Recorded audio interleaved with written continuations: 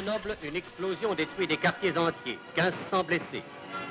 À Bourg-en-Bresse, les boutiques sont saccagées le jour des obsèques du général de Benay. Telles sont les œuvres de terroristes étrangers et presque tous juifs.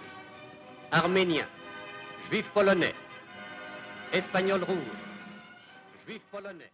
C'est le 19e festival La Résistance au cinéma en Seine-Saint-Denis, organisé dans plusieurs salles de cinéma de Seine-Saint-Denis, évidemment, dont le cinéma L'Étoile à La Courneuve, qui est un fidèle compagnon de notre festival.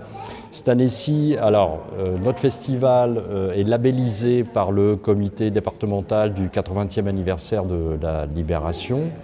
C'est aussi un festival, évidemment, dans l'année du 80e anniversaire de la Libération de Paris et de sa banlieue, mais c'est aussi dans le prolongement de la panthéonisation de Méliné Missak Manouchian et des FTP-MOI qui a eu lieu le 21 février dernier à l'occasion du 80e anniversaire de l'exécution du groupe Manouchian.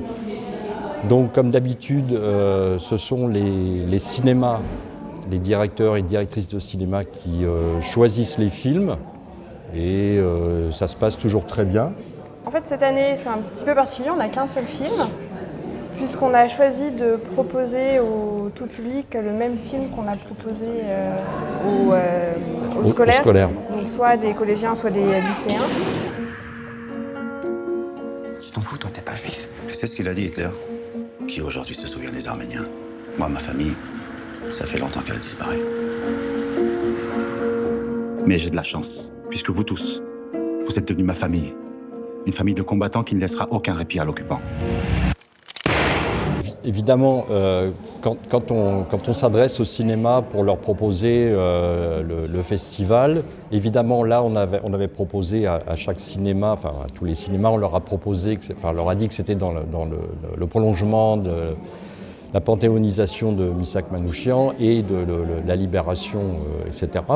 Dans un premier temps, La Courneuve avait choisi L'Armée du crime de Robert Guédiguian pour Manouchian et Paris brûle-t-il dans le cadre de l'anniversaire de la Libération. Bon, sauf que Paris brûle-t-il, c'est impossible à avoir.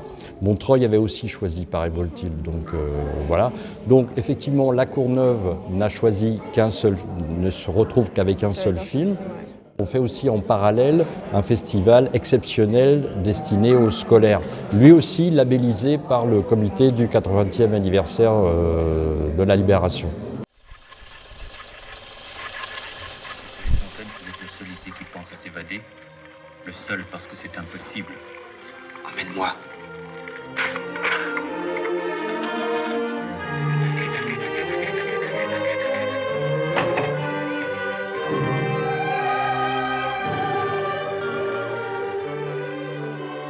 Des sujets qui font encore partie des programmes scolaires, donc c'est appris à l'école. Après, c'est vrai que nous, au cinéma, on a quand même un rôle de transmission sur des sujets qui sont très variés, des thématiques qui sont très variées également. Et c'est aussi pour ça que c'est important pour nous de participer à ce festival, et c'est pour ça qu'on y participe depuis longtemps. C'est que pour nous, c'est le bon moyen aussi d'aborder des thématiques qui sont à la fois historiques, comme la résistance, mais aussi d'actualité, et de tisser du lien finalement entre ce qu'ils apprennent à l'école, ce qu'ils vont voir au cinéma, et le fait que, en tout cas sur les scolaires, il y ait une rencontre à la fin avec un intervenant ou une intervenante. C'est quelque chose qui plaît beaucoup en général aux élèves et qui crée un véritable intérêt pour le sujet, parce que tout de suite ça devient un petit peu plus concret, un petit peu plus vivant finalement.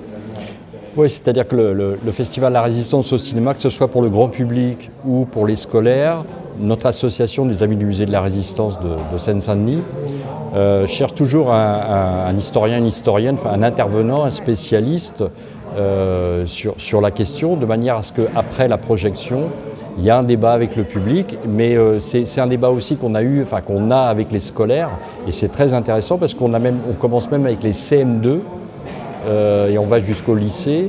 Alors bien sûr, les cinémas, et c'est là leur professionnalisme, c'est de dégoter le film qui correspond au niveau scolaire, mais après il y a toujours un débat. Au mois de novembre, notre festival purement scolaire, on a réuni 1150 gamins. L'année précédente, c'était seulement 1000.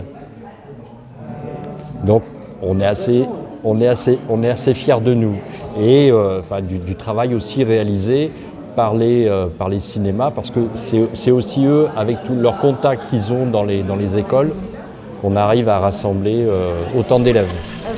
Tout dépend des enseignants. En général, de manière assez globale, les films que l'on choisit, c'est des films qui sont quand même souvent accompagnés par un dossier pédagogique.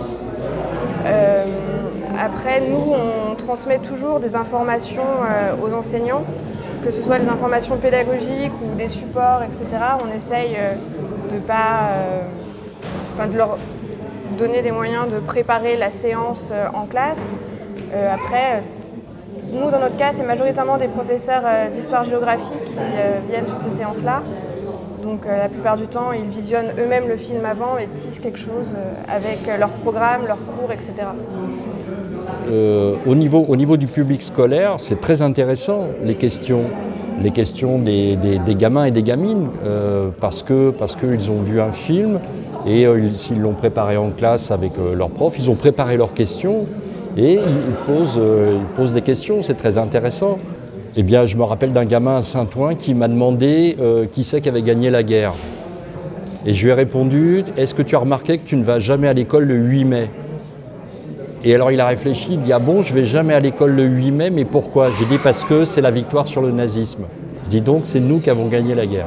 Alors justement, c'est ça qui est intéressant de passer le film L'Armée du crime de Robert Guédiguian sur le groupe Manouchian, parce que ce sont des étrangers qui étaient en France parce qu'ils avaient fui le fascisme, parce qu'ils avaient fui les pogroms en Pologne.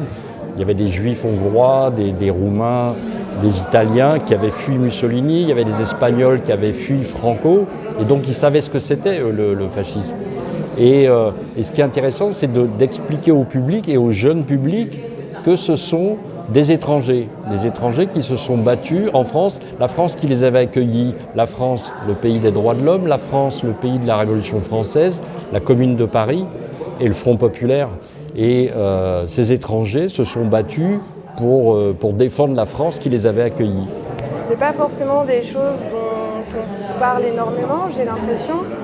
Et pour eux, oui, c'est une vraie découverte et ça les intéresse aussi finalement, ce côté un petit peu inédit oui, c'est ça. Dans l'histoire finalement. Je ne sais pas si le mot inédit est le bon, mais... C'est une situation qui en surprend beaucoup. C'est-à-dire qu'on se dit toujours, bon, la résistance à l'occupant, c'était des Français, etc., etc. Eh bien non, il y avait pas que des Français dans la résistance, il y avait des étrangers, il y avait des antifascistes allemands, des antifascistes italiens, des antifascistes espagnols. Et c'est ça toute la richesse, et c'est ça toute la richesse aussi des FTP MOI, main-d'œuvre immigrée, qui, étant en France, se sont battus.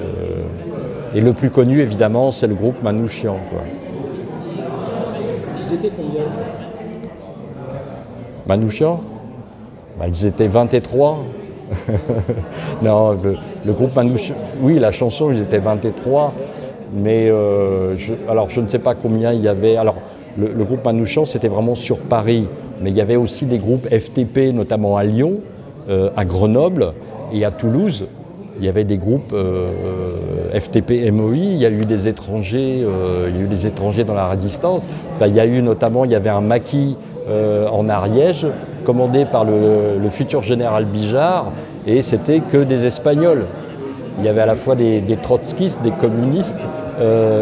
C'était ça, le maquis qu'il y avait dans le sud de la France. Il y a eu les étrangers se sont battus parce qu'eux, ils avaient connu le fascisme. Ils l'avaient fui d'ailleurs. Et c'est pour ça, la terre qui les a accueillis, le pays qui les a accueillis, ils ont voulu le défendre.